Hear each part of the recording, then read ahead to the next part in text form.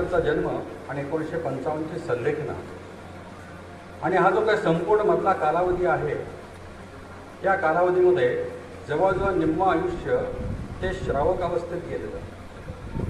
महाराजांचं मुलगाव भोज, सातगोंडा महाराजांचं नाव, भीमगोंड आणि सत्यवती यांच्या पोटी जन्माला आलेलं हे बाळ.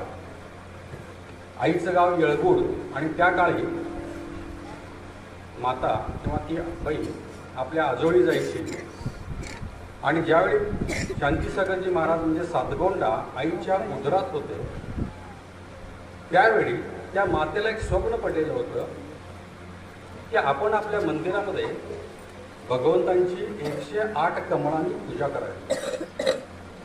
भाग्यानुभवी जीव कसं असतं पहा.